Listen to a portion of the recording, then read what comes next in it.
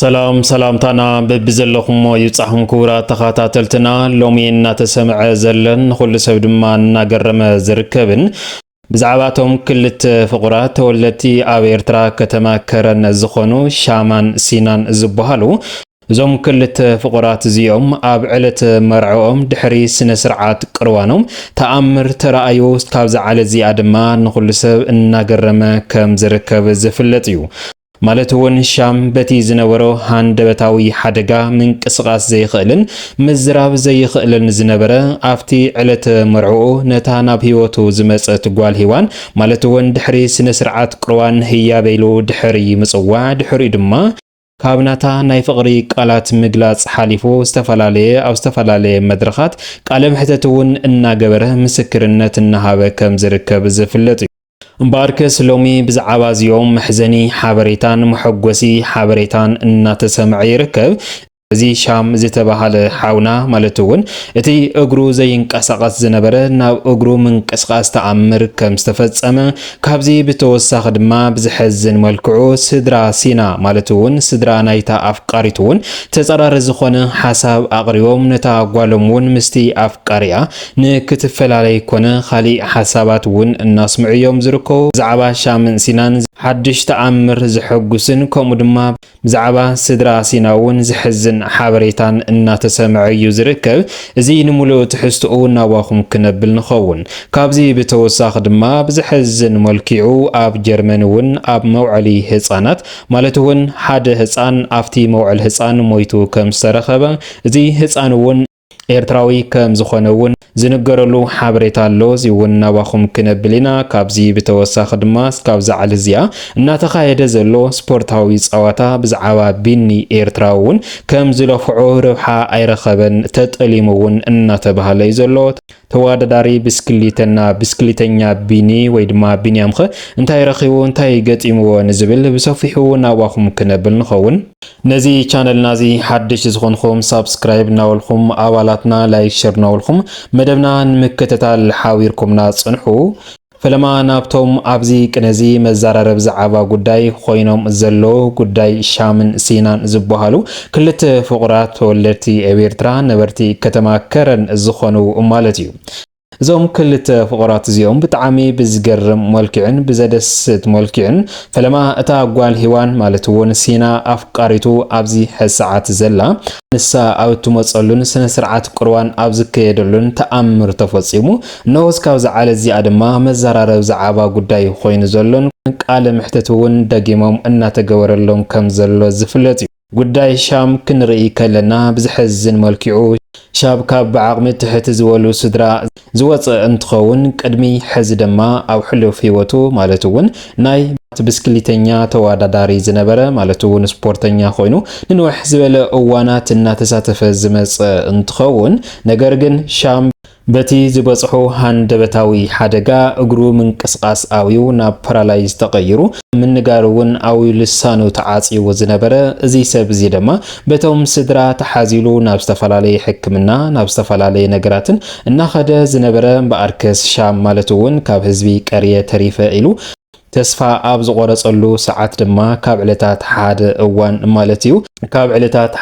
ሓደ እዋን ማለት እውን ብዝኾነ አጋጣሚ እታ ኣብዚ ሕዚ እዋን አፍቃሪቱ ዘላን ኣብ ዕለተ መርዑ ተኣምር ተፈጺሙሉ ዘለን ናብ ህይወቱ ኣብ ዝተኣትወሉ ዕለት ማለት እዩ ፈለማ ንዑ ንክተናግሮ ሱምካ ንገረኒ ኣብ ዝወለቶ ሻም ኣብቲ እዋንሱ ማለትውን ልሳኑ ተዓጽዩ ምዝራብ ኮነ ምንቅስቃስ ስለ ዘይኽእል ዝነበረ ኣብቲ ዊልቸር ኮይኑ እታ ሞባይሉ ካብ ጅቡኡ ንምውፃእ ኣዋርሕ ዳርጋ ዝወስደሉ እሳ ዘረብኣ ስካብ ትውድእ ብዙሕ ነገር ድሕሪ ምዝራብ ለካ ትእዛዝ ኮይኑ ሲና ድማ ክትገድፎ ኣይኸኣለትን ሹምካ ንገረኒ ሹምና ዓዳ ከኾነካ ንገረና ኣብ ዝወለትሉ እዋን ኣብቲ ግዜ ንሱም በአርከስ ድሕሪ እቲ ዘረባዚ ምሕያሉ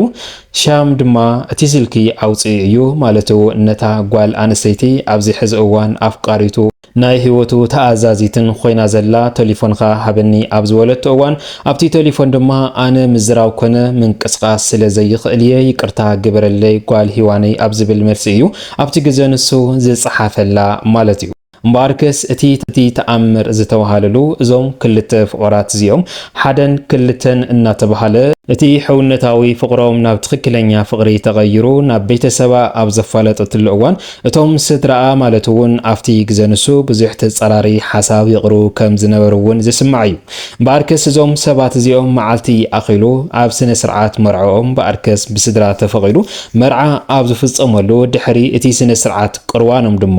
ሻም ሃንደበታዊ ህያበይ ኢሉ ክጽውዕ እዩ ተሰሚዑ። ድሕሪኡ ድማ ህዝቢ ዓሊሉ ኩሉ ሰብ እውን ተሓጊሱ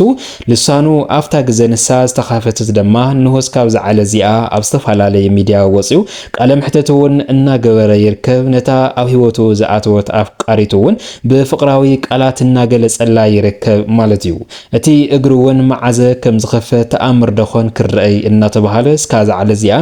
ጭንቅን ተጽቢትን እናተገበረሉ ዝነበረ ጉዳይ እቲ ክልተ እግሩ መሓውሩ ኣብ ዊልቸር ከፊሉ ዝቕመጥን ኩሉ ግዜ እታ በዓልቲ ገዝኡ ወይ ድማ ኣፍቃሪቱ እናደፈአትን ክካቤ እናገበረትሉ እትርከብ እቲ ኣጋር እውን ተኾነ ተኣምር ደኾን ይፍጸም ይሓዊ ደኾን ይኾን እናተባሃለ ልዑል ተጽቢትን ጭንቀትን እናተገበረ ዝነበረ ሎሚ ዕለትን በኣርከት ደስ ብዝብል ሓበሬታን ዜናን እቲ ኣጋር እውን ምንቅስቓስ ከም ዝጀመረ ናይ ምሕዋይ ዕድል እውን ልዑል ከም ዝኾነ እዩ እናተነገረ ዝርከብ ዘሎ ማለት እዩ። ብጣዕሚ ደስ ዝብል ዜና እዩ። እታ ኣብዚ ሕዚ እዋን ኣፍቃሪቱ ዘላ ጸገሙ ክኢለ ማለት እውን ብዙሕ ነገራት እያ ትገብረሉ፣ ሽንቲ ትደፍአሉ፣ ብዙሕ ነገር እያ ትሕግዞ ዘላ። እምበኣርከስ እዛ ሰብ እዚኣ ኩሉ ጸገምን ሕማሙን ችግሩ ተቐቢላ ኣሚኒላ ተቐቢላ ኣፍቃሪኣ ኣብ ዝገበረቶ ኣብ ስነ ስርዓት ቁርባኑ ህያበይ ኢሉ ዝጀመረ ልሳነ ቃሉ እስካብ ዝዓለ እዚኣ ኣፉ ተኸፊቱ